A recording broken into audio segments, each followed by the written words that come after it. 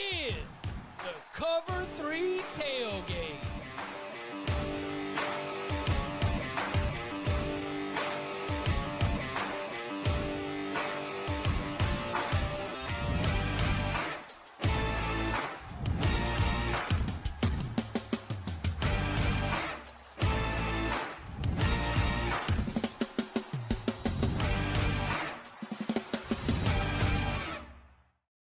And welcome back to the Cover 3 podcast here on CBS Sports. That's Tom Fornelli. That's Danny Kanell. That's Bud Elliott. I'm Chip Patterson coming to you live at youtube.com/Cover3 and everywhere you get your podcasts on demand. Thanks for hanging out. Smash that subscribe, smash that like, and come and join us in the chat, a.k.a. the Cover 3 Tailgate, where the Illinois-Missouri rivalry is going strong because what we got today. Listen, sorry. We've got a friend. Let's see where we. Oh, there's. Here we go. NY jumped in and said, Tom picking the Mizzou under is minus 2,000. To which I would take the Mizzou under at minus 2,000. To which Tom said, I'm going unders across the board because the SEC. Oh boy. So yeah, we're rocking and rolling already. Yes, we do have the second half of our SEC win totals coming your way. Very excited about that. But before we jump into the rest of the conference, we've got a little bit of some celebration going on over at CBS Sports because today we released the CBS Sports Preseason All-America team. Now, the preseason All-America team, we all had ballots. It was all a very collaborative process. These were the final results. Cade Klubnik is your first team quarterback. Running backs, Jeremiah Love and Nick Singleton. A pair of sophomores at wide receiver position, Jeremiah Smith and Ryan Williams. Eli Stowers from Vanderbilt beats out another option that I know, Tom, you were particularly high on. Spencer Fano, Francis Mauigoa, Armaj Reed Adams get you going with the offensive line. Defensive side, Colin Simmons, Dylan Stewart, Peter Woods, Zane Durant. You can go and check out the full All-America team at cbssports.com. Tom, you were a voter here. Anything surprise you or upset you about the All-America team? No. I mean, no. It's a pretty solid team, I think. There's nobody on there where I'm like, what? You're out of your mind. That guy sucks. So there's absolutely nothing about here that's surprising to me. I think we, for the most part, got it very, very correct. There's one spot that I'm kind of on, but I won't dog the kid again. I've dogged him on the show plenty of times already. Oh boy. Ooh. So now we got to figure out who this is. I think I know. It's the starting QB. No. It is not Cade. It is not Cade. Oh, okay, good. All right, thank goodness. I was gonna say, watch out. On the other side of the ball. Blasphemy.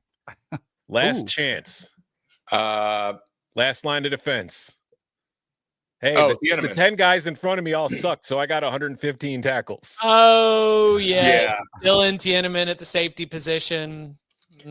Little bit of a stat merchant playing at the back end of the Purdue defense. I think I can understand that. I do wonder if it's like, how far over from that is the correct evaluation of the kid. You know what I mean? Mm-hmm.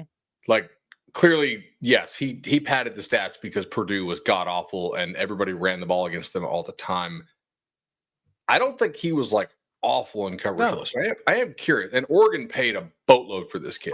That's where my note – he was not a first-team safety on my ballot individually, but he was obviously under consideration. And, Bud, my takeaway is how excited Oregon was to get him. So I think Ohio State wanted him too. Yeah. Mm-hmm. Like, yeah. I don't think he's a I had him like just missing the cut on mine. You had what? I had him like just missing the cut. I had Coy Perch. Yeah. Which, of course, was me showing my bias. If I meet you and I like you, I'm going to put you on an All-American. I mean, do you know who else was on my ballot? Nick Dawkins. Okay. I mean, that was my center. I'm sorry. These are my biases. I am who I am. DK, what do you think about the group? I was telling some of us didn't do our homework on this one to turn in the ballot, which I'll probably get in trouble with from somebody. at the office. I heard there were 2 requests for Danny Kanell's ballot. There was a second. I was looking at the date, and I am a procrastinator at heart. Always was doing my homework at the last minute, and then I looked up, and it was August 6th. It was too late. The reason I don't like doing these is because I don't get too fired up about them, right? That's probably my biggest issue is I don't feel like, oh my gosh, there's a horrible mistake here. There's a horrible mistake there. I don't know. They all look like really good players to me. Is there anybody that's left off? I will say what I am truly excited about is the format that we've done for the story. Instead of just throwing all the names in a table, we've got a blurb for every single player. Like all the different writers all split up. I mean, I think I had 3 different blurbs that I contributed. And so we've got their pictures in there. It's a true celebration. And that's what I was talking to our editor, Jack Crosby, about. Preseason All-America team is something that these players should get excited about, something their families should get excited about. And so I'm very proud of the way that we kind of really blew it out into a celebration to make sure that each player gets a little bit of shine. It's pretty awesome. Okay, so guys that you were surprised are on this. I feel like there's a ton of centers out there who get a lot of love, but I'm not sure any of them are like, top 2 round type guys. So it's sort of take your pick. I'm a little surprised Zane Durant made it. We had got a lot more like denied Dennis Sutton love from the Penn State guys. Right. But I don't know where you slot him in, because obviously the edges this year, if you're not picking Stewart and Simmons, I mean, that's a pretty damn good, good list. Well, TJ Parker would also like a word. Right. The edge rusher. Edge rusher was a much deeper spot to break down than defensive tackle for sure. I thought Jermon McCoy coming off the ACL was a pretty, I wasn't willing to put him on my list because of the injury stuff. Right. Like if he's really healthy, then it's obvious. I went with Rivers at Duke. And Full Chandler, disclosure, I had Durant on my ballot. It's clearly not a bad pick. I'm just like, I think D end is better than D tackle this year. Oh, for sure. yes. For sure. I would agree with that. Did you guys notice we were talking to Nick Dawkins and we asked him about the toughest guy to practice and toughest guy to block and toughest guy he's seen, and probably not blocking him too many times coming off the edge, and he's in the middle. But did you notice, when we asked him about deny Dennis Sutton, he kind of went in a different direction? Sorry, talking about Fisher? Yeah. Do you think he was trying to spread the love around, or do you think he was just trying to give pub to other guys? I think he's being a good teammate. That's great. And he seems like that type of guy. That's what centers do, Danny. Yeah, centers are awesome. That's true. I wish I could put 11 centers on my All-America ballot. That's what I would do every single year. Again, head on over to cbssports.com. A great sort of outlay where we get a chance to celebrate each and every one of those selections. All right. We did the very first half of the SEC, 8 schools to be able to get us going. And now, as we prepare, I ask you, gentlemen, y'all ready to count them up? Yes, sir. Let's do it. As much as I think this here is a safe play, I can't even. Count them up. Count them up. How many games y'all gonna win this fall? I can't fathom who wins. How many games y'all gonna win this fall? I just can't. I don't see it. It's not on there. It's not the schedule I'm looking at. Unless there's another schedule somewhere. All right, every single year we have to decide what we're going to do. Is Ole Miss a Mississippi or is Ole Miss an O? Okay, so I followed the leadership of FanDuel Sportsbook, where you can make every moment more, where they've got them listed as an O. That means we're going to Missouri. Over under win total of 6.5. Over is heavily juiced here at -170. Under at +138. The vibe I have gotten, and we haven't done a lot of deep dive breakdowns into Missouri, is that we seem to believe, and correct me if I'm wrong, Missouri's a talented team with a defense that should be pretty good. There are a lot of question marks offensively, starting at the quarterback position. Bud, you're nodding your head in a big way. Is that kind of how you start to look at this from a team perspective? And then, of course, as we look at the schedule, how many games are they going to win this fall? It is. I'm actually going to be slightly over here on Missouri. I do think this is a very good defense and should continue. Like, they really had no drop off since Blake Baker left. And I think Blake Baker's a good coach. I think he's done a nice job improving LSU. But I remember some people on Twitter and college media like, oh my God, now they lost Baker, they're screwed. I'm like, not really. They're just as good now as they were back then. The Kansas game is a little bit tricky. Okay, so let's talk players first. I'm a little bit worried that Prabula is in an actual battle with Sam Horn. So you can either choose to believe that Sam Horn, who was kind of raw as a baseball kid coming out, has finally clicked, which is essentially just go back to last week's episode with Lincoln Kindholz. We were talking about, like, maybe this kid's actually playing well. Maybe he's going to catch sand. I don't think he is, but all right, we'll see. Or maybe Bo Prabula is more of like a better player in a Wildcat-style package, like Penn State chose to use him. But I like the fact that maybe it's a battle that they don't hate Horn, so there's some at least floor provided there in this. I'm not going to spend 20 minutes on Missouri. Receivers, obviously a little bit questionable for me. Offensive line should be good. I think they'll run the ball effectively. Even if Bo is just more of a running quarterback, I think they can do a pretty good job there with him in that package. And I like some of the games that they get at home. Okay, I like the fact they get South Carolina at home. I like that they get Texas A&M at home. You'd probably rather play Mississippi State on the road, but that's more like if you're trying to get to 10, 11, 12 wins. If you're trying to get to 7, 8, then Mississippi State at home is a nice, should be bankable dub for you. And obviously Arkansas, we already know I went under on Arkansas. I think Pittman's done, so that should be a dead team walking there on Thanksgiving for the Hogs. So I'm going to go ahead and go over here. I do like their defensive line's ability to win. The road schedule's a little tricky, obviously. I'm on the over. I'm on the over as well. I have them starting 5-0. I think they do beat Kansas. I don't really know what we're going to get from Kansas this year. You know, who knows what that should be, but playing them at home, I think, is a huge advantage. I have them beating at South Carolina at home, which maybe is a little bit, maybe I'm not giving enough credit to South Carolina in that one on the road, but I do think if I have them starting at 5-0, can they get 2 more wins on the back end? And with Mississippi State, I'm putting as a win as well. I think they win on the road at Vanderbilt. A little bit worried about the quarterback, but I also think, like, Eli Drinkwitz, back-to-back double-digit win seasons, I don't think it just drops, off the face of the planet. And they're barely a bowl team. So I'm on the over. I think they go 7-5. I'm on the under. Cashier minus 2,000. Like, you mentioned it. Let's go. I mean, Burden's gone. Weiss is gone. So your top 2 receivers are gone. Bud mentioned the quarterback battle. I don't think it's a great idea or good news that Pribula hasn't separated from Horn either. And I saw Pribula play at Penn State. I'm not that enthusiastic about him. I give Eli tons of credit. Like, I know he's going to get the most out of what he has personnel-wise. But the skill position players outside of running backs are a concern to me. The offensive line, you lost, your best tackle into the draft last year, a first-round pick. I don't know how ready you are to replace him. So the offensive line could be a problem. Defensively, I think this team's going to be phenomenal. I really love what they have on defense, but the problem is going to be, in this age, you have to score points to win games. Like, unless you're trying to be Iowa, and I don't think anybody at Mizzou, even though they share a color scheme, is out here trying to be Iowa. So you look up and down their schedule, it's like, how many games when you're looking at them do you feel like they have the advantage at quarterback? Like, you can, like, Central Arkansas, Kansas, maybe, but Jalen Daniels will probably still be healthy. South Carolina, no. South Carolina, no. Alabama, maybe. Auburn on the road, I don't know. Vandy, I don't think so. I'd rather have Pavia.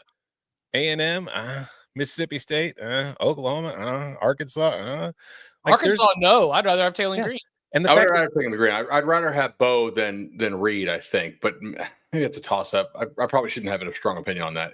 They're kind of both just, Yeah, and like the fact too, like Auburn, Vandy, Oklahoma, Arkansas, those are all your same tier kind of games. They're all on the road. I would much rather be playing Alabama and A&M on the road and get like Arkansas or Auburn in Columbia. So I've got them at 6.2 wins, and I'm getting plus juice. I'm on the under. Straight math on this. I've got over.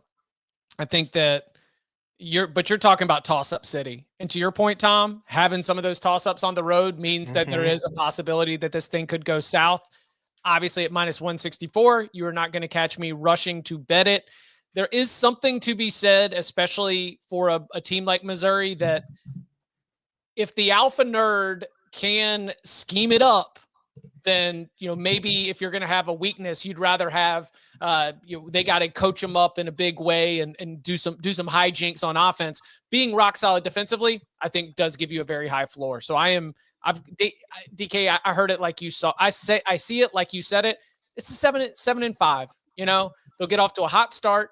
They'll be up in the top 25. They'll have Missouri loves themselves like a number 14 ranking in the beginning of October. Roll off a couple of wins, get up in there, and now you can go be a ranked win for Alabama later in the season. But you're not going to finish ranked. That's sort of my projection here. Offensive questions dominating. So I am also on the over. I've got this thing at 7-5. Count them up. Turning our attention to the Venmo account of John Mateer. No, I'm just kidding. It's going to happen all year. You better get ready for it. Dude, everyone's going to be having fun with it. Did you even see that the photo of the Deadspin night before? No, the photo of the Deadspin insider who did the initial breaking of the story is a former Northeastern hockey player. So it was a fake account that cribbed a headshot from a former NCAA athlete to claim to be a Deadspin insider to break open the Mateer. No, but tell me about the night before. Is there more Mateer activity? Well, there were some internet sleuths that went back to the one where it said, gambling, and it said USC, UCLA. And the night before they did play each other. And the fact that he admitted that he had a Venmo and that he was just talking trash, like I was kind of hoping it was all photoshopped. And I think Oklahoma probably was too. And I don't think it's a big deal, but I just don't think you want the NCAA to come combing through your records. Will they? Will they take him at his word? Maybe they just move on. I don't know, but it's just not a situation you want to have going into the season. John Mateer is either like really funny or so dumb that he's genius. And either way, he's good. Like, unless they find the guy who's on the other end of these transactions and he's like, yeah, it was actually sports gambling. Because like either it's a joke, right? Hey, athlete labels it sports gambling. Or he's so dumb that he actually like blessed himself with this, like for correctly labeling. Yeah, it's my sports gambling losses. Like, I mean, it's like the friend who Venmos somebody else, and I think that I haven't seen this happen anytime recently, but the friend who Venmos somebody else for pizza, but then puts drugs in the description. Right. And it's actually the person who's least likely to do drugs, but they think it's funny. I don't think that's funny. I don't think it's funny to draw any kind of attention to that. But I think that's what John Mateer is arguing, right? He is arguing that I was just being funny. And look, maybe it was a $10 bet that you made while you were watching the game with somebody. Yeah. So what? Right? Right. At least he wasn't for, the cases that we've seen bigger issues with, or when they were lying about their identification, they were using fake IDs to sign up for accounts, even though their parents helped them in some of those situations. I don't think it rises to that level of concern. But again, I just don't think you want them digging around. Yeah, and you have to look into it because you're so in bed with gambling companies now when you're all these leagues and these networks that you have to take seriously the possibility of players, changing outcomes of games. Because we've seen this in the NBA. We've seen it in MLB where guys are, like the Cleveland Guardians pitchers who are missing the plate by 5 feet when they're taking the prop bet for the first pitch is going to be a ball. Yeah. So you have to look into it. But in this case, if he's being completely honest, it was sports gambling on USC, UCLA. It wasn't a game he was playing it. So I don't really think it's that big of a deal in this particular case, but I don't think it's something that you can just ignore either. Right. It's a lesson. Yeah. I talk to my kids about it all the time. Just be careful what you post. They'll go back years. And this is, to me, for Mateer, it's his welcome to the SEC moment. Like, you're at the big time now. Like, everything you've done in your past is going to get scrutinized, and they'll dig deep. So stay off Snapchat. John Mateer is from Little Elm, Texas, which is North Texas, and I got to give some credit to our colleague Shahan J. Raja. He got me good with this one. He was like, "Hey, easy, John. Your statement said that you never gambled. Your high school's like 20 minutes from Choctaw Casino in Oklahoma across state lines. Let's go easy on this whole like never gambled talk, okay?" So yeah, the Choctaw Casino now sponsoring the Sooners and their pursuit of going over their win total here in 2025. Bud, what's the Bud bot calculating right now? No, I'm just saying, like you would think that now that these guys are making a lot more money, that they would not have the temptation to do, not that Mateer did, but like just in general, that they would not have the temptation to do this, right? But I mean, like some of this baseball stuff with the prop bets, some of these guys doing this for making millions. Yeah. And like you can barely get down like $200 on some of these first pitch props. And obviously like, there's some odds associated with them, but like, even if you had like a bunch of accounts that you had primed, right, that made it look like total fish, and you could load them all into a bot or you know, have your group bet them, it's still like a one shot. Like you're not, I just don't see the payoff for these guys doing this. Moneyline Mateer, though. I'm sorry, buddy. That's a hell of a name. Moneyline Mateer is here to stay. Yeah, that's here to stay. Tailgate's going. All right, DK. Win total of 7.5 at FanDuel Sportsbook. Speaking of Moneyline Mateer, over plus 110, under at minus 134. What are we doing? So I know the schedule's brutal, but I think they have to make their hay early, but I do think they do. I think one of the best things that's happening to them is getting that Michigan game at home, second game of the season. Michigan's breaking in. Who knows a quarterback if it's Bryce Underwood or Mikey Keene. I think and this is, I think, kind of normal. I don't think we should be surprised that I think the defense is going to get a lot better. I think this team, I think they're much more physical and much more just intimidating than they were under Lincoln Riley. They were a little bit of a finesse team. So I think Brent Venables brought back a physicality. If I'm a believer in Mark Gronowski at Iowa, like saying they're going to get a bunch of improved play because of historically what he's done at the FCS level, I'm going to trust that you see more of the same. Now, does he put up the type of numbers that he did at Washington State? I don't know about that, but I think he can play. And their quarterback play last year was really, really suffering. And I think their defense at the end of the season started to play pretty good. I think Venables taking over is a good thing. So I'm going to say over, not by a ton. Like there's some people that are really bullish on Mateer working and they could be a 9 or a 10 win team, but I've got them over. I do think, again, I think they start off another team that starts off 5-0 and they better if I want this to hit because it doesn't get any easier. But I think sort of that enthusiasm around the program will help them, you know, kind of having a better taste of their mouth than it was last year. And I think Mateer can play. And I love the fact that he's coming with Ben Arbuckle because I do think too many times we just say, oh, you just plug in a new system. He's coming with a system and a familiarity, personality-wise, game day-wise, of a communication that I think is really important with your play caller. I'm also on the over here. I think this is a 7-5 team. I do worry from watching Mateer last season. He was very fun. He was obviously on a team that wasn't as talented as the team he's going to be on now, specifically on the defensive side of the ball. But I do think offensively he's going to have more talent around him. But he really did struggle against the elite teams or the better teams that were on Washington State's schedule. So when I look at this schedule, I see a Michigan defense. I see a Texas defense. I see the Auburn defense that could be great. I see, you know, the Alabama defense. I do think that because of that, there's there's a heavy cap to me on what Oklahoma's ceiling is, unless I see him just completely take a step forward and able to ball out against those teams. But defensively, this team will be very good. Offensively, it's not that dissimilar to Missouri. I have more trust in what they have, obviously, at quarterback and at other spots, but I still think there are question marks that need to be answered. So I don't think this is a great team, but also going back to Mizzou, a lot of their coin flip games are on the road. A lot of Oklahoma's coin flippy games are at home. So I think 7-5 is very, very realistic here. So I'm going over. Wait, our total's 7.5, right? Oh, the total moved? When I did it, it was at 6.5. Hold on. So you would that make a difference? Yeah. Well, now I'm under. Yeah, I'm under 2 then. What did I thought it was 6.5. That's when I did this like a week or two. So that line moved. So right now. Yeah, they've been getting bet. Okay, then. Well, under. Mikey, change it on the graphic.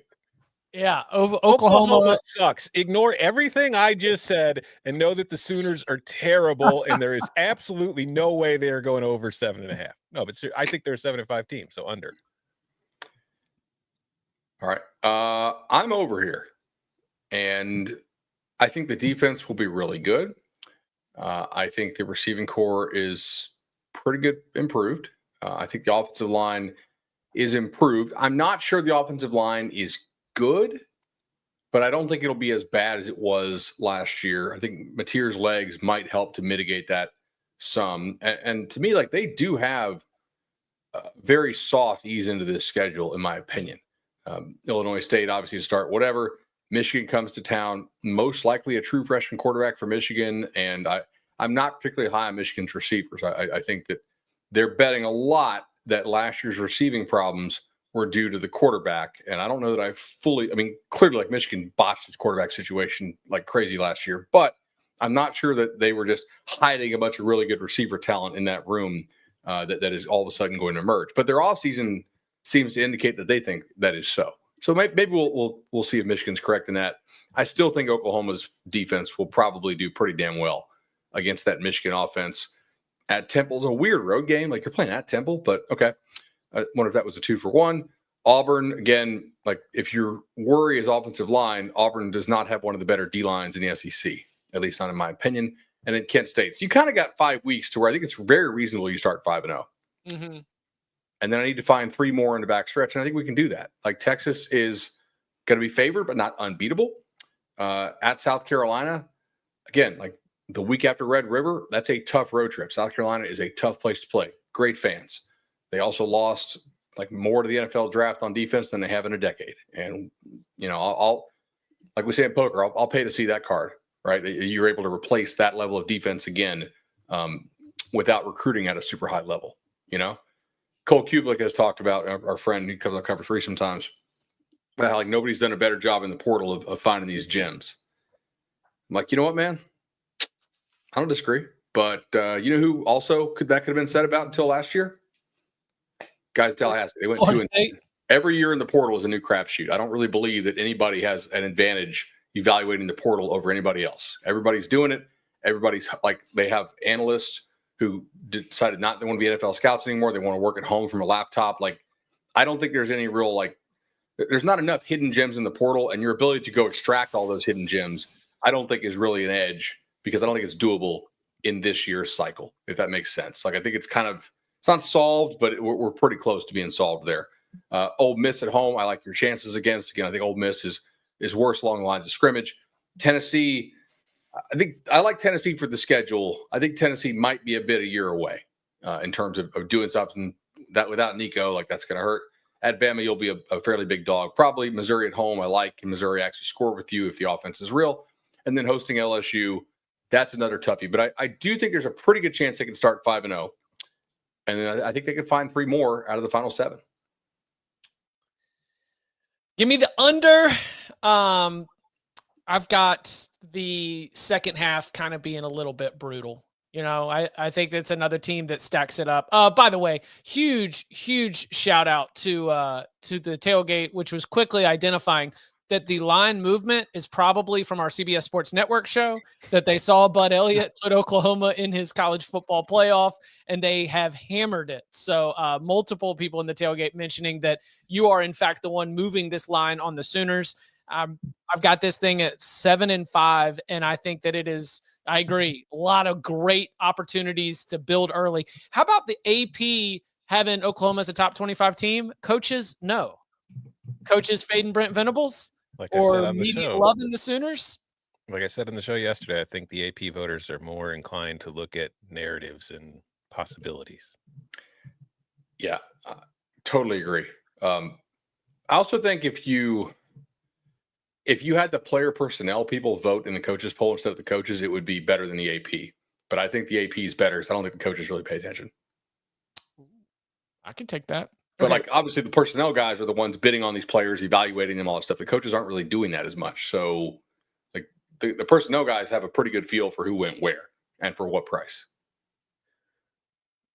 I also think too, like, a lot of voters in the AP poll might just get down to that portion of the poll. Yeah. Like, Oklahoma's usually good.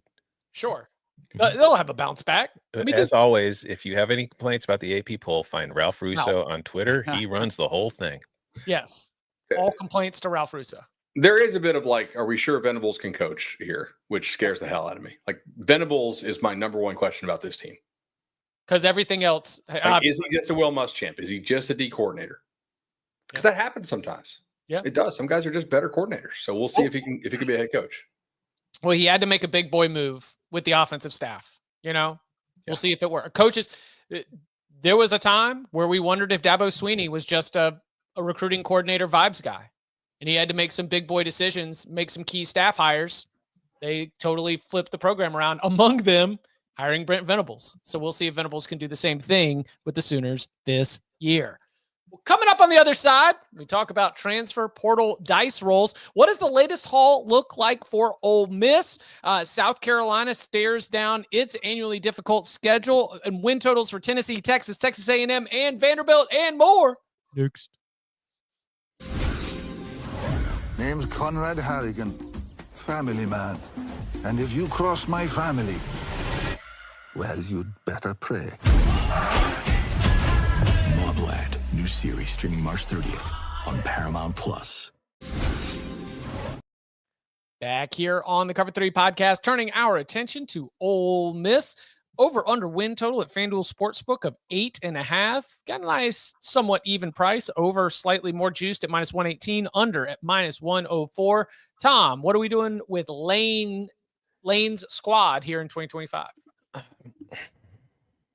I don't have the most confidence on this pick. This is a lot of it is based kind of around the schedule more than anything. Because when you look at Ole Miss's home slate, like, it's not crazy to think they can win 7 of those games. You know what I mean? And they might win 8. I don't know. Say, they could win. They could absolutely go 8-0 at home. Yeah. So then you're asking, can they win a road game at Kentucky? Who knows? They had trouble winning home games against Kentucky, but Georgia, Oklahoma, Mississippi State. I feel like those Kentucky, Mississippi State on the road, I think, are 2 very winnable road games. I think the home slate is pretty friendly overall, especially because you're getting a Washington State team whose offensive coordinator and quarterback are now at Oklahoma, who is also on your schedule. So I don't think they're going to win that game, but it's not overly confident, but I'm on a slight over here. I am not betting it. Danny? Over. This is the one team I feel like I'm buying into the hype of a quarterback that we haven't seen, which we almost have to do with all of them, but I'm buying the hype on Austin Simmons. I love the maturity level. I love the fact that he was a 2-sport guy. Now he's focusing on football. I think and I do think this is one where he is the portal king for a reason. So they've kind of lived in there, and he's been one of the more consistent winners. And the schedule, for as many times we go through here and we're like, oh, what a gauntlet. And it's not a cakewalk, but the amount of games that are home, as you mentioned, I think they're another team that gets off to a fast start. Could be one of those top 10 matchups when they go on the road to Athens. So I've got them going over. But again, this one I would not bet a lot of big money on, because I think it's a little bit more on hope, optimism based on what you're going to get. But third most winning program in the SEC since COVID. So I'm going to trust a little bit of the history with Lane Kiffin as well. Yeah, I think this is bang on. It's a good. I don't really show any edge. Like, a lot of these are just, I don't know. To me, they're kind of spot on. They're on market roughly at this late in the calendar. I don't know that I love this team. I think I like Austin Simmons an awful lot, which is preventing me from actually betting the under. I did go under for the show picks here. I think they're probably a good bit worse on defense, to be honest. And I don't think some of the transfers they took this year are anywhere near the guys they got last year. I don't think there's any Walter Nolan walking through that door. I don't think Princely's walking through that door. Right. Prince Will is. Yeah. But I don't think, but he ain't him. Yeah.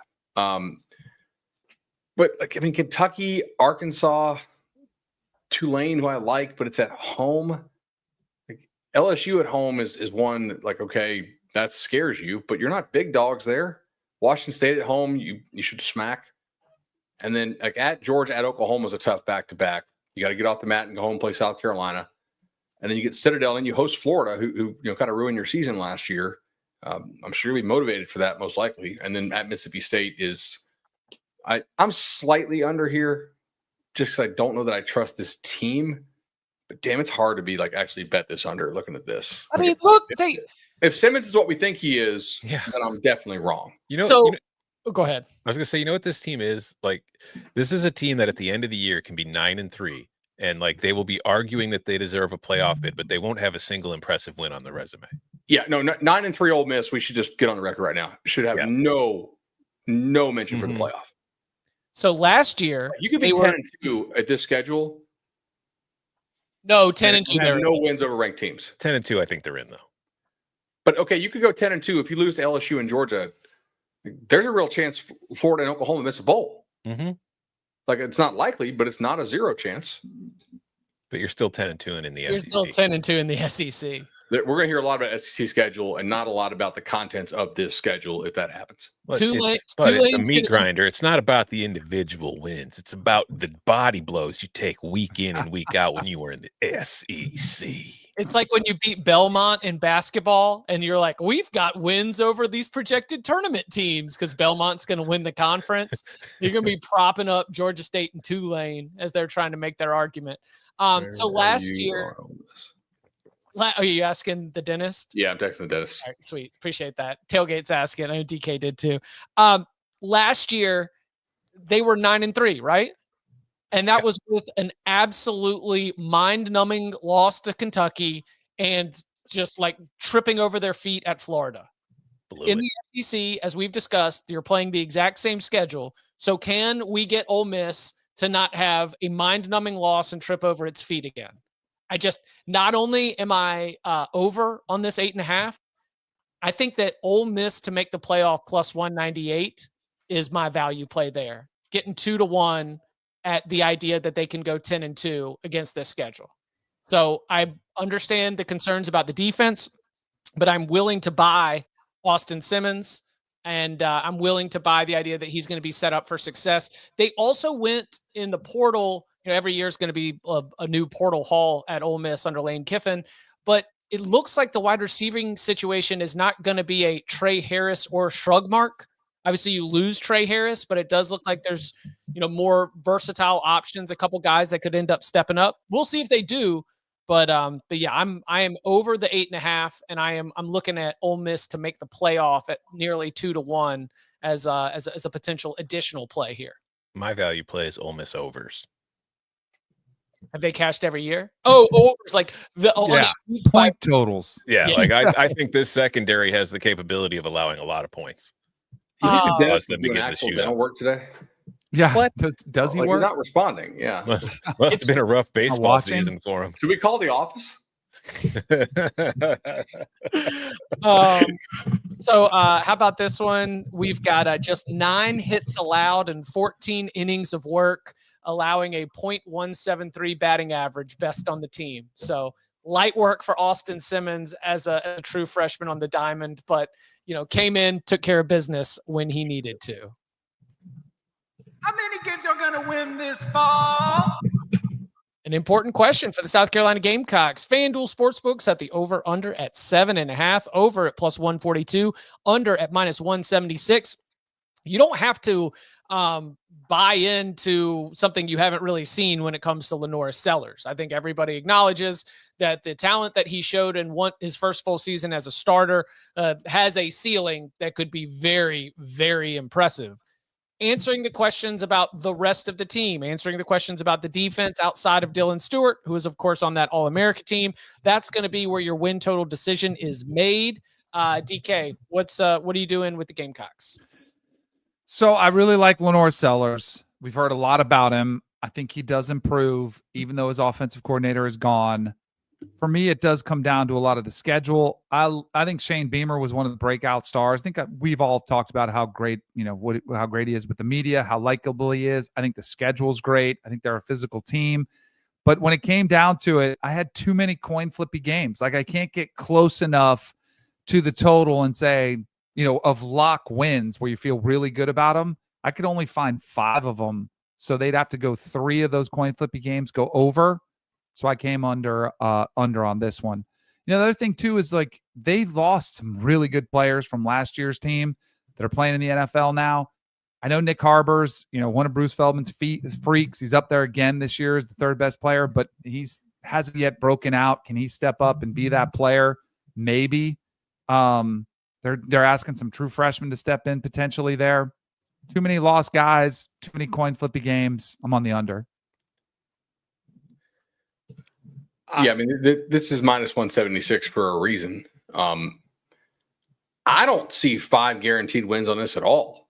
Mm. I mean, I see South Carolina State and Coastal, but we think like Vanderbilt at home's a guaranteed win. No, but I gave him Kentucky. Kentucky, sure. All right. So, I mean, that gets me to 3. 5. Like, you can guarantee me that 2 of these other teams will probably just like not care or quit or whatever, right? But like, I don't know if I know who those teams are on August 13th. I'm under as well. I really like sellers. I wish that they could have timed up last year's roster with this year's sellers. Oh, that's just not how it works in college football sometimes. Like sometimes you got to arrive a year early, right, to match everything else. And South Carolina does not recruit at a level that makes me just hand wave away losing that much drafted and quality undrafted free agent talent to the NFL, especially on defense. So really for the same reasons that Danny, I think they're 6-6. I think they make a bowl. I think they fight hard. They probably pull an upset and piss off somebody. Bama at home, be a prime candidate. Maybe Clemson, right? But I just think that's a whole lot to replace on defense. I like South Carolina. They're kind of my SEC team, but under. I mean, I don't even know how much more needed. Like, they need to start out 5-0 to even have a prayer of getting to the over, because once October starts, look at that schedule. LSU, Oklahoma, Alabama, Ole Miss, A&M. Then you get Coastal, and then you finish with Clemson. Like, and a tough schedule is nothing new for South Carolina. They had a tough schedule last year. They ended up winning 9 games. But it's hard for me to bet on them repeating that feat this season.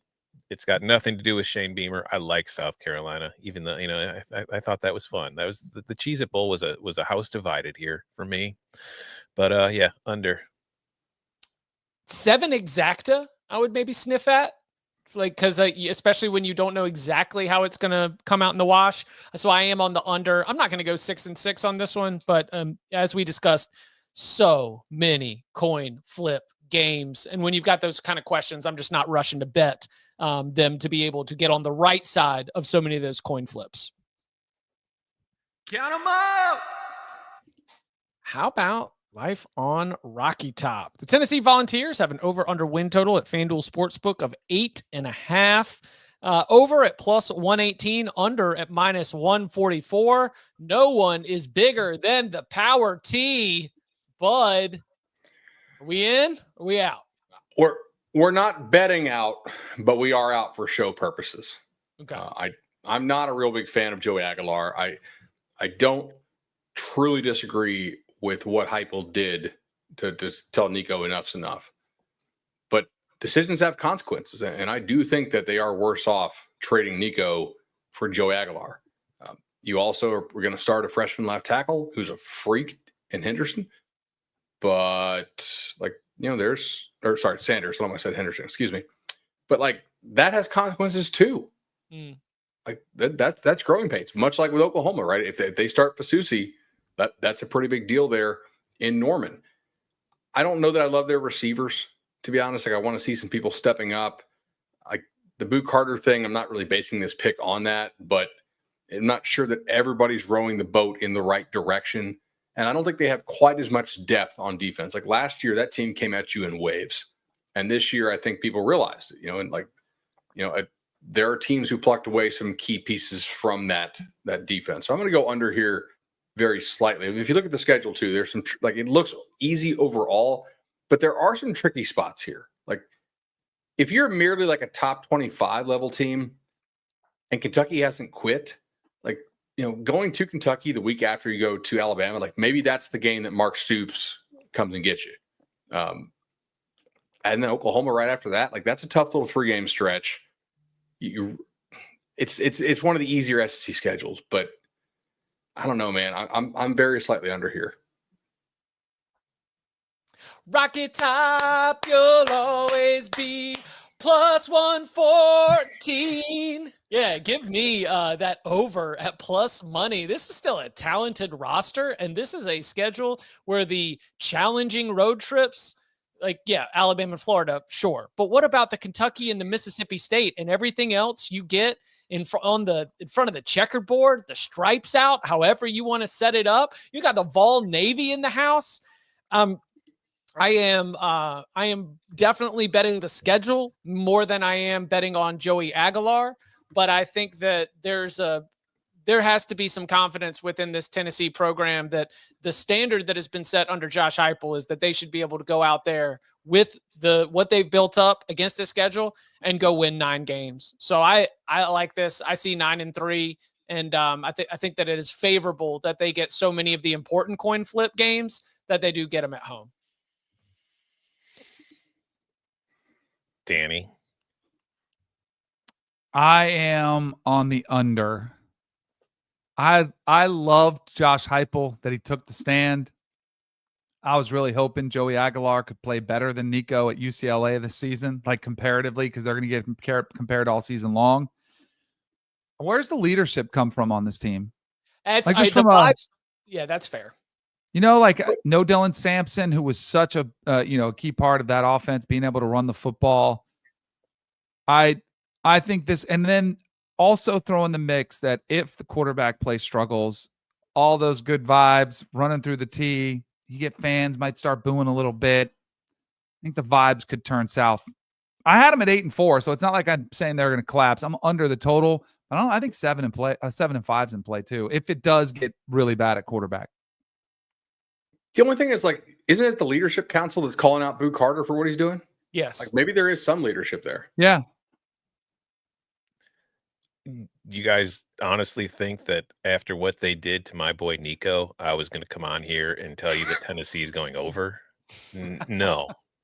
I think that the schedule provides a high enough floor to where I don't think the bottom can drop out. Like, I think the way that this offense is designed to work, you can spackle some Joey Aguilar enough to get enough points to beat most of the teams on these schedules. It's just, I don't think this team is going to be near the kind of playoff caliber squad that we saw last year or have seen like in recent years. I think there's a clear divide for me between the best teams in the SEC and Tennessee.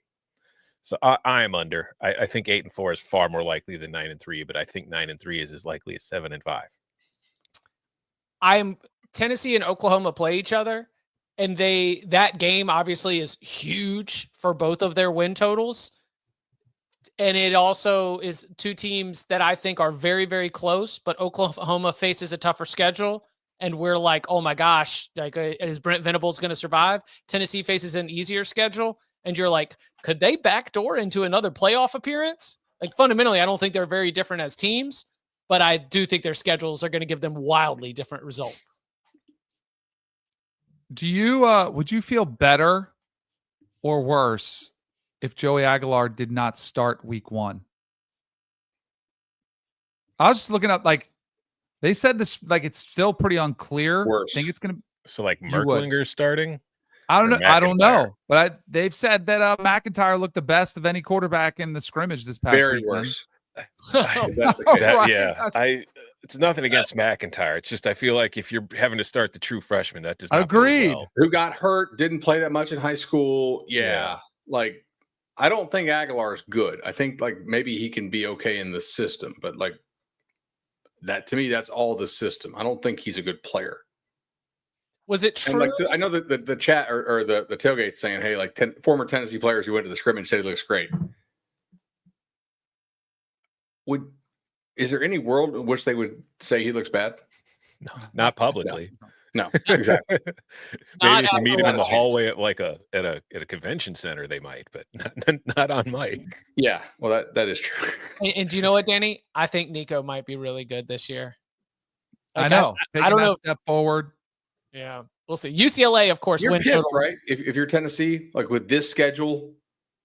And thinking if we had Nico, like if Nico all of a sudden is a top 4 quarterback in the Big Ten at the end of the season, and you're like, oh my gosh, okay, if Sanders hits and you kept Nico, maybe you go out and you buy Eric Singleton, right? Then we're all like, this team's a playoff team, right? Especially with this schedule. Yes. Yeah. Wild stuff. I will be sure, of course, to monitor every little bit. Coming up on the other side, we turn our attention to the Lone Star State, the #1 Texas Longhorns, Texas A&M, trying to have another stronger finish this year after a good start, and the Vanderbilt Commodores. What are we doing for Barton Simmons doors? All that and more next. You can always count on Sundays with the NFL on CBS and Paramount Plus. So even if you can't count on accurate expiration dates, that is a rookie mistake, or people appreciating your fashion sense, Jim, the crowd is not on board here. you can always count on Sundays with the NFL on CBS, streaming on Paramount Plus. Glad we wear our good jerseys. Yeah. Back here on the Cover 3 podcast. Why are we promoting that inferior brand of football? I know. Listen, it brought a smile to my face to see our colleagues from the NFL CBS promotion here on the Cover 3 podcast. I pulled up a photo of Tracy Wolfson the other day because my kids were asking, are Giants real? And what I said was, I said, yes. Let me show you Taco Fall, because in 2019 at the NCAA tournament, we had Zion against Taco Fall, and I was there covering the game, and Tracy was part of the CBS crew that was there, and Tracy took a photo with Taco Fall. So I was like, boys, this is a Giant right here. Giants are real, and they can make the Boston Celtics and play for, a year or two as a backup rotation. All right, let's keep it rolling on the SEC win totals. A Texas win total at FanDuel Sportsbook is over 9.5 minus 200. So I guess the conversation, unless somebody wants to say they're going under and they've got 9-3 for the Longhorns this year, let's see exactly what we think the final record will look like. Tom, why don't you get us started? I want to point out that on yesterday's show, we covered 8 teams, and I was over on 6 of them, which means that there has to be under somewhere. And one of them's right here. I'm one of the people on the under 9.5 for Texas. Listen, you're starting the year on the road against Ohio State. I know Ohio State has questions. Texas has the same questions. They've got a new starting quarterback. They've got new guys on the lines of scrimmage. It's no different than Ohio State, except Ohio State is at home. I think the Longhorns are far more likely to lose that game than win it. You're on the road against Florida. That could be tough. You're on the road against Georgia. That's going to be tough. We saw what Georgia did to them twice last year. So if I have them losing on the road to Ohio State and on the road to Georgia, is it that out of line to think that they could lose one of their other 10 games? I don't think so. I think that the floor is probably, you're in playoff contention until the very end of the season, depending on how things go and how healthy you are. But what if you don't have great replacements on the offensive line? What if they're not ready? What if your defensive line having to replace like your tackles for 2 straight years, who both of which were elite both seasons? What if they're not as elite? What if it's just a very good defensive line? You're facing it every single week. It's not the same advantage that you would have had in the Big 12. So I don't think 9-3 is very much out of line here. I think it's more likely than 10-2. I'm going under. I'm going over. I think there's enough talent on this team to where San Jose State, UTEP, Sam Houston, Kentucky, Mississippi State, Vanderbilt, and Arkansas are automatic wins. I don't think there's any chance they lose those games as long as Arch stays healthy, which obviously with almost any of these teams, if you lose a quarterback, it's a different deal. I mean, even if it's Owens. No, I bet you Dia starts day one when he's there. But Dia's not there. I'm saying like if That's Arch, okay. So you think that the games that you just listed, if they have to go to Kentucky or Mississippi State with Owens, you still think that those should still be wins? No, I think those become losable. Wow. I think it's a real drop off. So really, to me, this boils down to, I think you have a defense that could be the best defense in the SEC and could be the best defense in the country for that matter. If you're the best defense in the SEC, you got a pretty good shot at being the best defense overall. Can you go 3-2 at Ohio State, at Florida, Oklahoma neutral, at Georgia, host Texas A&M? And I think you can. You can also go 2-3. Texas. I think Arch is probably pretty good. I think the defense is really good. I need the O-line to stay healthy. So I'm a sucker for value plays, right? Kind of fade the public type of plays. But I am not going to take the under 9.5 wins at plus 158. But I will take plus 220 to miss the playoffs, which I think is a better value. If you like the under, plus 220 to miss the playoffs, which is a bet that I think at that value is one worth taking. I am very leery. I think Arch is going to be good. And if he's great, they're national champions. They live up to the preseason hype, and he might be a Heisman candidate. I just think it's going to be a little bit bumpy, and I don't know where it comes. I don't know if there's a game in there. It's hard to pick which ones. I do have him losing at Ohio State, so like I feel like that's one you get off, 0-1 start. Florida game is tricky. We talked about Brent Venables taking over the defense. Rivalry game. I know it was completely lopsided last year. I don't know if that's one of those toss-up games. They still haven't beaten Georgia.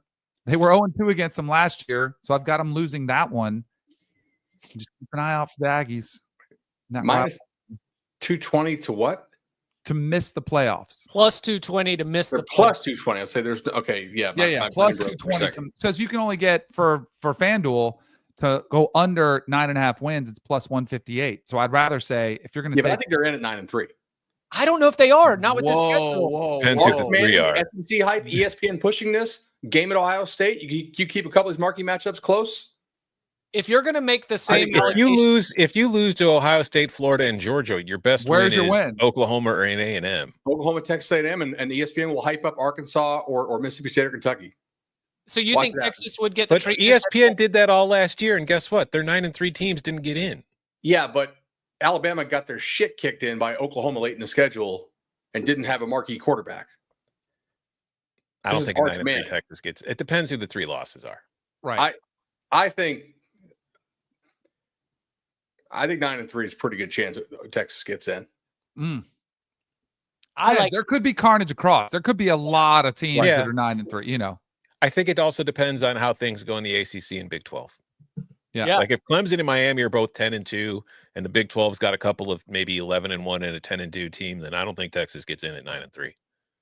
And we're going to know the Big 12 stuff pretty early in the year because of all the ways that they're playing each other. Well, the non-conference stuff, like if Auburn goes and beats Baylor, if Missouri lays over Kansas, like what marquee game is the Big 12 winning? Right. I see what you're saying. Like at that point, you kind of need Cincinnati to beat Nebraska, which is possible. They're under a touchdown dog. Texas Tech and Kansas State, neither one of them have like a super high profile non-conference game, right? Correct. Yeah. Nor does Arizona State. They have Mississippi State. No, Kansas is playing Missouri. There's an assumption too. I hear way too many times that they're going to get better quarterback play this year. Like, it's just going to be better. Quinn Ewers made some big throws in critical games. And if you're picking them one-on-one, like if it's your Sandlot and you're picking a quarterback, you're taking Arch every single time. But there is a process to get to that point. Did you watch the Dolphins-Bears preseason game, Danny? It was awful. How did Quinn look? But he looked really good in practice when it was against he didn't get tackled. That offensive line was brutal. He looked, that was for sure not helping, but oh my God. It was ugly. It was, and it also brought out the Arch couldn't beat out this guy. How good is Arch? Arch would have looked just as bad the way that offensive line was performing for the Dolphins at that point. Listen, your correct analysis does not help the narratives. The narrative cycle is then going to lead to Arch playing awesome and people saying that Sark screwed themselves out of a national championship by playing Quinn. That's how we're going to do the full backflip here. I've got Texas over. And when I looked at the schedule, I got disgusted at how uninteresting these games are going to be. I mean, there is going to be a large portion of the Texas Longhorns football schedule where we are going to talk about them because they're probably going to be a top 5 team. And on Saturday night, it's going to be specifically San Jose State, UTEP, Sam Houston. I mean, it's going to be really tough for us to feel like we're going to learn anything more about this team until they get into SEC play. And so I have always said that the Ohio State-Texas game, I'm going to treat on an island. I will learn a lot about these teams, but I will not make definitive judgments about either team, win or lose, no matter the score or margin, because they are both going to have so much opportunity to grow and improve and change by the time they might meet again in the college football playoff, which a lot of us had in our projected brackets as we were playing them out. So I just think we're going to have this massive opener, and then Texas is just going to roll the balls out there with a spring game offense and just crush a couple teams in a row. And then we'll finally get to learn what they're all about a little bit later into October. Fast forward 3 weeks from now when Chip is declaring the winner of that game your national title, your champion. 100%. I have It's promised, over. It's a wrap. I have promised overreactions from that game. I will deliver overreactions from that game. How many games are going to win this fall? Texas A&M was off to a hot start. What were they, 7-1 heading into the month of November? Sitting pretty, and did not defeat another power conference opponent the rest of the year. New Mexico State, the only other game they won, dropped a couple conference games coming down the stretch, a bad one to Auburn and a shootout loss. Of course, the rivalry game against Texas. Then they go and they lose in the bowl as well. Over under win total of 8.5 at FanDuel Sportsbook, heavily juiced to the over, -170, under +138. Tom, what are you doing with the Aggies? You know, I feel like there's a ceiling for this team, especially, getting Notre Dame on the road in non-con. You get into conference play, you're going to have to play LSU on the road and all that kind of stuff. Texas is on the road to finish the year. But just the components of this team, it's a Mike Elko defense, so I have faith in that it's going to be good. Offensively, you've got Marcel Reed and what I think is one of the best group of running backs in the country in Le'Veon Moss, Reuben Owens, Amari Daniels, all those, E.J. Smith. And you've got Colin Klein coordinating the offense. Give me Colin Klein putting together an offense with a running quarterback and a stable of good running backs, and I think your floor is pretty high too. So while I don't think that they will be able to win the SEC or really compete at that elite level because of the lack of what I expect to be a passing game because of the limitations of their quarterback, unless he takes a tremendous step forward, I think we're looking at a spot between 8 and 10 wins, depending on how a couple of those games go. I have them very, very slightly over here. I've got them at 8.7. I'm not betting it, but I like the over for the Aggies just based on faith in what they're going to be able to do. Like, if they stick to what they're good at, I think this team can be successful. To continue Tom's point, how many games does A&M play where it has a distinct quarterback advantage? UTSA, Utah State, Mississippi State, maybe. Probably. Boy, we're not hearing great things about Jackson Arnold. Hold on. Shapen's as good as Reed? Well, we've seen Shapen at Baylor was okay. Yeah, but I'll give me Texas. You got run out by Sawyer. Yeah.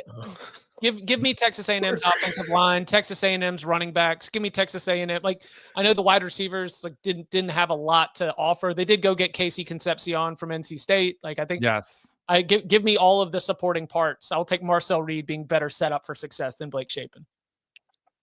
Yeah, I totally agree. The offense is better at every spot than it was last year, except they didn't upgrade quarterback to me, and I think that Florida game is carrying a lot of water for Marcel Reed.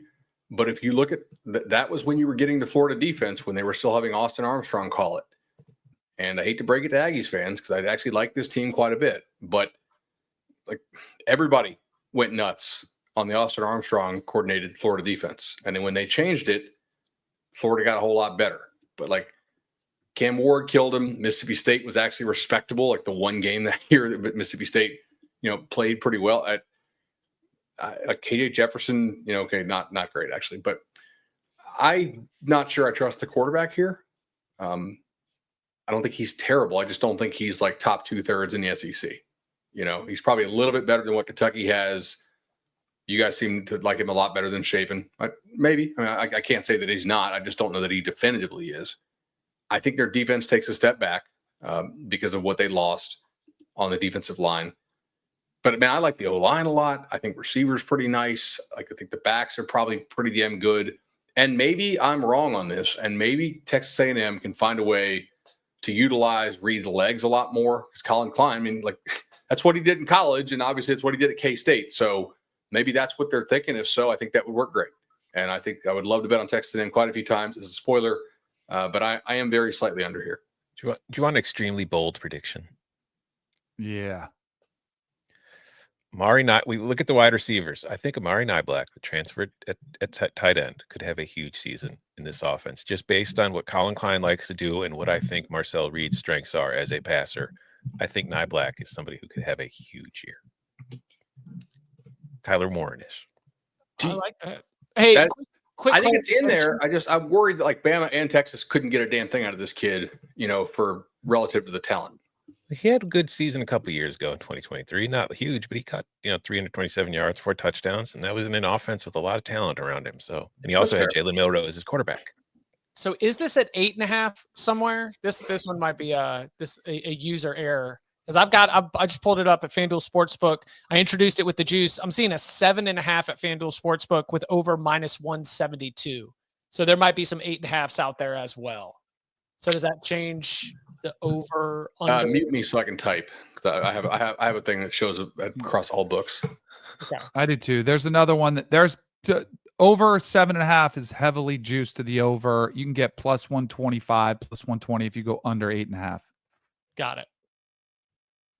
So would you be? I think I'm over 7.5. I think that if it was 8.5, it'd be a no play for me. I see 8-4. I know that's a shocker for Texas A&M that they'd be Texas 8-4, but the one I'm not pulling is the one the dictator one, or the emperor. Sorry, see we got that one there. I'm on the over. I thought because I wanted to have one kind of team that nobody's has in the playoffs, and I went with Ole Miss. I was considering Texas A&M. Marcel Reed must have been listening to Bud. I don't know if you guys saw a quote that came out, and he was addressing the media. He goes, "Oh, you guys say I can't pass. I've been working on it. I can throw the ball just fine. I'm more than just a runner." I think Casey Concepcion is a player. Like his stats weren't as good last year, but he had really poor quarterback play. There was inconsistency there. I think he can make a big difference. Le'Veon Moss, I'm with Tom. I think he's a stud. I think the running back room is really good. Elko taking over the defense is a good thing, and most importantly, Bud's blue chip ratio. Ooh. Third best roster, 4- and 5-star blue chips in the SEC. I think it can come together. I didn't go with them to go to the playoffs, but I do think they go over the total. And I would say 9-3 is in play. That's why if it's 8.5, I love the plus money on that one. I could see that. Yeah, 8.5 is where I'm spot on. I'm going to say over here for the official declaration and the social graphic. I've got this as 6 wins, 1 certified loss, but then a lot of toss-ups to fill it out. And I like the fact that you do get a couple of those toss-ups, Florida and South Carolina in particular, in front of the 12th man. So give me the over on this one. I'm excited about Texas A&M. Again, the schedule is the same schedule that set them up to be in the position to maybe get to the SEC championship game. But of course they did fall short. Got to finish here. Count them up. The Vanderbilt Commodores. FanDuel Sportsbook has them at over 4.5. Over, excuse me. I just teased my own. Pick.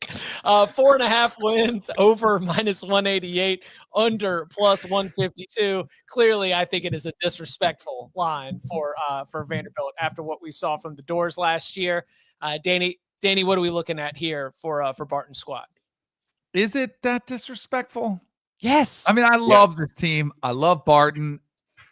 I like Diego Pavia a little less after he talks so much. It's really hard to get accustomed to a quarterback with that much. No, when he said, I got a question. So you're assuming they're going to avenge their loss to Georgia State? Are you assuming they're going to go to Blacksburg? Where's that? That's neutral, isn't it? Or is that in Blacksburg? It's in Blacksburg. Where they won in overtime last year, yeah. Where they won in overtime versus a backup quarterback against Virginia Tech. And I gave them all these wins, but I do think this team.